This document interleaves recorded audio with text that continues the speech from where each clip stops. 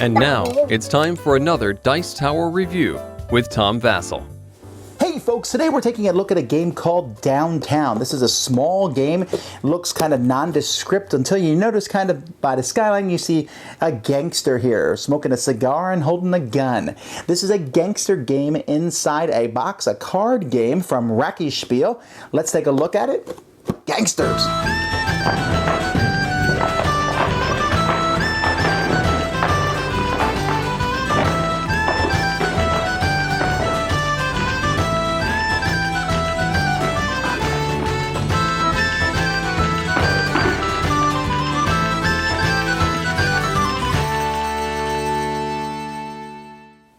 All of this comes out of that box of cards. I mean, it seems like there's a lot in there, really. And this is one of the reasons later on I'll talk about why I think this should have been a board game. There's actually several locations here, okay? We have the bank, and where players are going to be placing their discs on different spots. So you could go to the bank. You can go to the ghetto. You can go downtown. You can go to West Side. You can go to East Side. Or you can go to Don Massivos Villa. And at the beginning of the game, players are going to place their discs on two different spots that they're going to be going to. Now, on a player's turn, the first thing they are allowed to do is they are allowed to move their disc to a spot where no one else is. As you can see, that's not possible. Players are going to start the game with some money and some gangsters in their hand.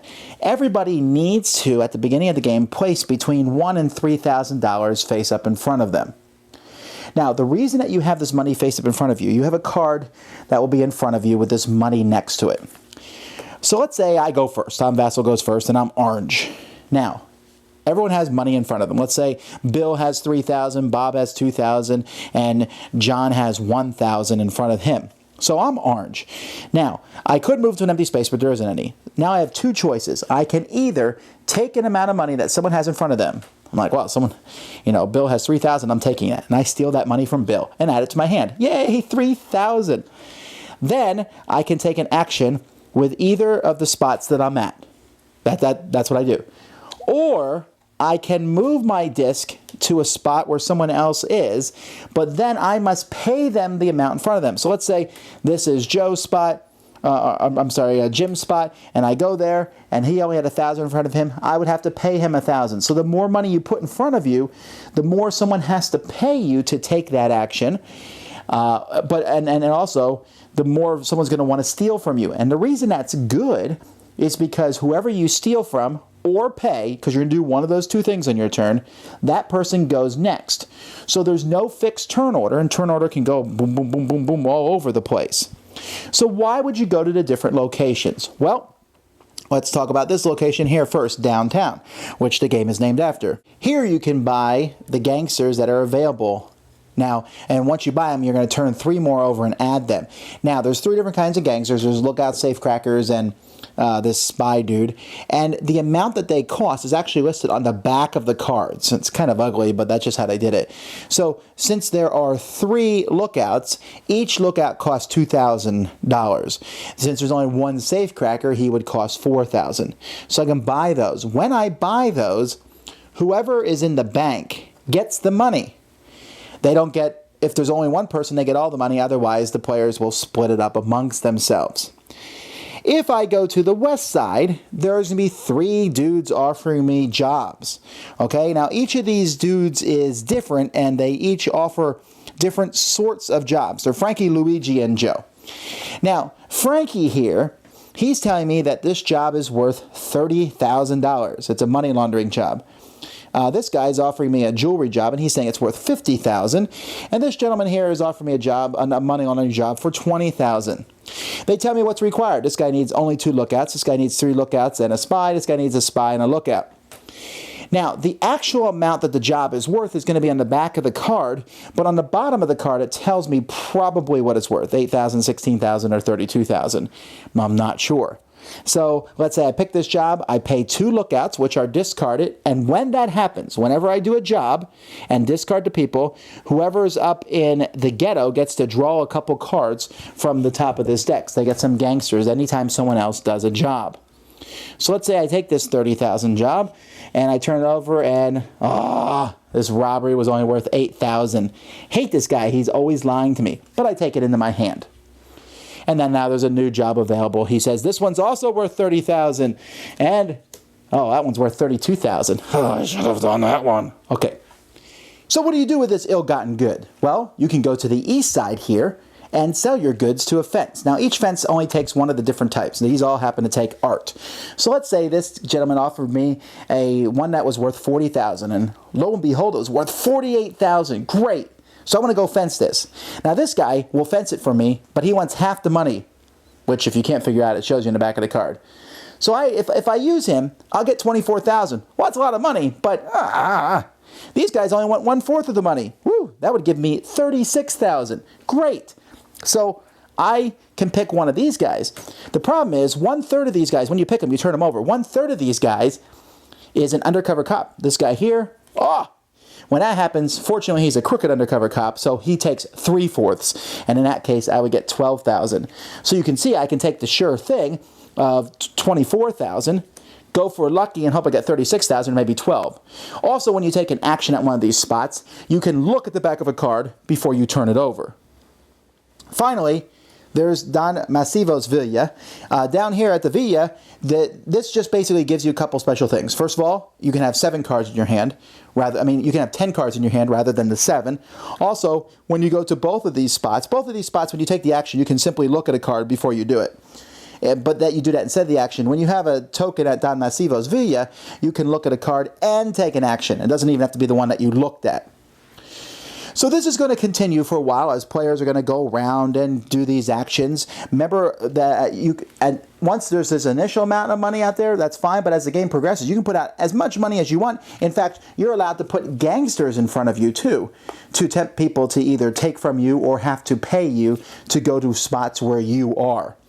This will continue till one person gets $100,000. That person is the winner. Only one more thing. Once you go through all the fences, a casino will appear. This kind of brings out a little mini game in which the person who made it appear is going to put a bill down in front of them. Everyone else will put a bill down. They flip them over. If you play the same bill as the person who did the casino card, he gets the bill that you have.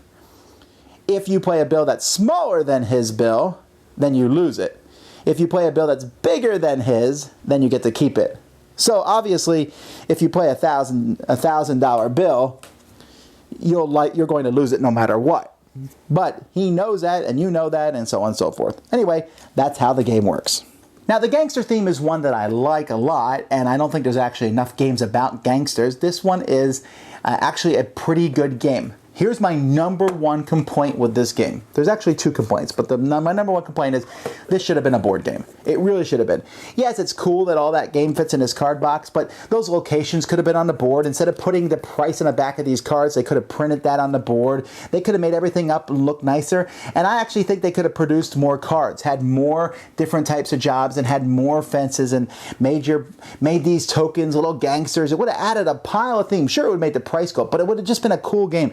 As it is, the fact that it's a card game kind of detracts a little bit. The only other thing I have is that the game could swing really wildly. It really can. And some people will mind that more so than not, but you can go in there, get the right guys, get the right job, go fence it, and you already have $50,000. That's not a huge deal, but one that you should notice. Now, let's talk about things that I like. First of all, I think the turn order thing is an awesome idea. It's really innovative, and it's pretty cool because you are stealing from other people or paying to go to those spots. So picking where you go on the board is important. If you go to a spot, like for example, you go to where the fences are, you go plunk one of your guys down where the fences are. You just sit there. You're not going to fence for a while, but if anyone's going to fence, they're going to pay you the amount you put in front of you. You can put a lot of money in front of you. Of course, if you put a lot of money in front of you, someone might just steal that amount from you. But hey, at least you get to go next. And so sometimes you'll put something in front of you just to go next, but remember, when you do that, you're giving them things they need. Money is how you win the game. So when let's say I put 5,000 in front of me, and someone says, sure, I'll take that 5,000, and I go next, but I just paid 5,000. Helped you get closer to 100,000, and me 5,000 away from it. So it's a really interesting back and forth. I like that if you go to the bank in the ghetto, you can get money and get guys just for being there. So that's great. And this Don Masivo's Villa, that sounds great, those special abilities, but when you have a guy there, it kind of takes away from everywhere else you are. So it's really neat. Like I said, add more fences, add more different types of jobs, and add a board and make a thing. And this would have been, I would have ranked this an 8 easily at that point. A great game. I would have been thrilled about it. As it is, I'm saying it's a good game. I would love to see this get a more deluxe treatment. I'd love to see it maybe a little bit more not streamlined, maybe just make it a little bit bigger and cooler. But we're reviewing the game as it is, not as the game as I wish it would be. And I would still give it a good ranking. It's pretty cool. I think it holds the theme very neat. The innovative back and forth mechanism. There's some trash talking, and I always love the aspect when, I'm gonna take a job from a guy, but I'm not sure exactly what that job is till I turn it over. Add to that some cool artwork, good thematic, and card money, not paper money, and it's a pretty good little game. Downtown. Thanks so much for watching the Dice Tower videos. Find more great videos and reviews, as well as our top-rated audio podcast at Dicetower.com. You can also find other great shows at Dicetowernetwork.com. I'm Eric Summerer, and you've been watching The Dice Tower. The Dice Tower is sponsored by Cool Stuff Inc., where you can find great games for great prices. Cool stuff in stock. Check them out at CoolStuffInc.com. Shut the door? There.